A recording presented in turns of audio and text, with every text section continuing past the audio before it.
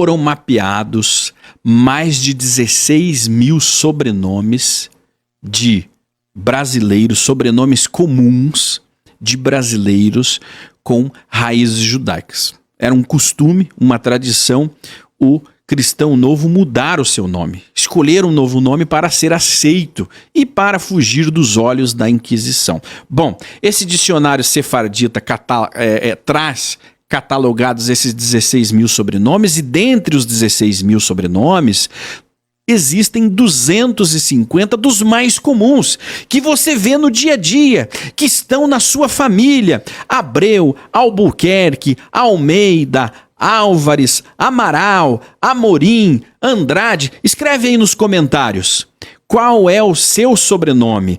Antunes, Azevedo, Barbosa, Barros, Bastos, Belmonte, Benevides, Bentes, Bernardes, Borges, Brandão, Branco, Braga, Cabral, Caminha, Cardoso, Castro, Coelho, Costa, Coutinho, Cunha.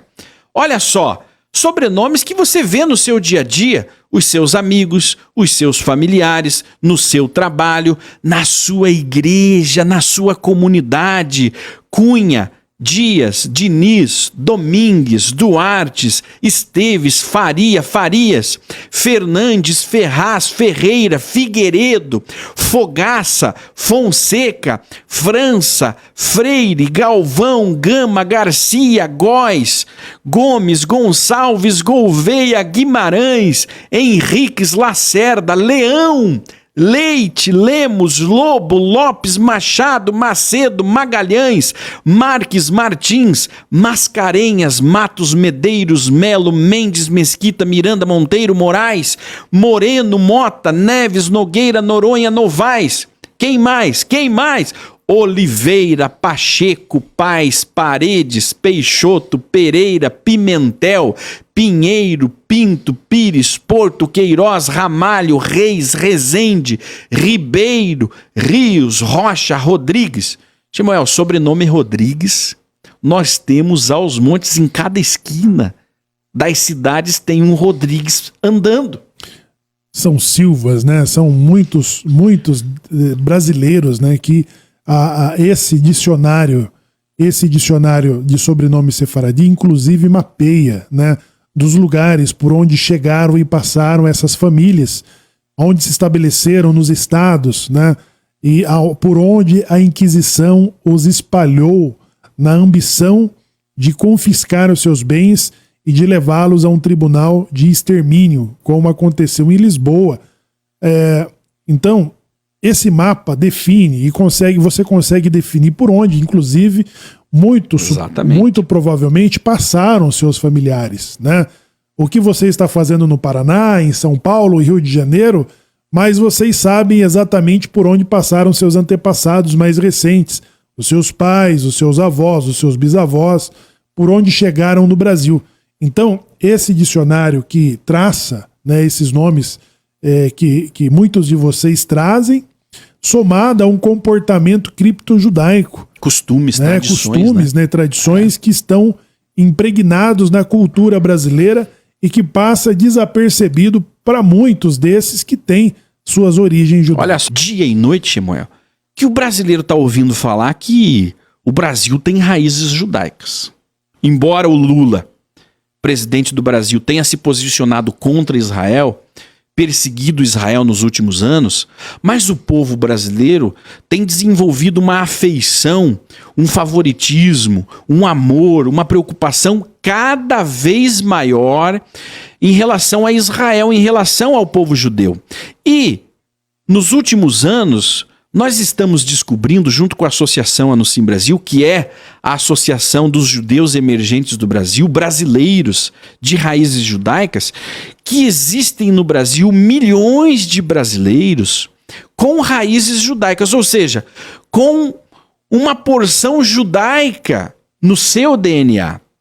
E isso acabou se transformando num movimento de retorno para aqueles que descobrem suas raízes e desejam restaurá-las, e num movimento pró-judaico, Israel num país governado por um governo antisionista e antissemita, Shemuel? O brasileiro reage, né? O brasileiro reage e tem total interesse sobre o que está acontecendo no Oriente Médio. Mas por que tamanho interesse, né?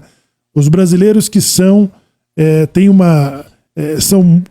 muito influenciados pela cultura, né, dominante, ocidental, americana e inglesa e também hispânica, mas que tem muita preocupação, muita atenção pelo que acontece no Oriente Médio, principalmente com Israel.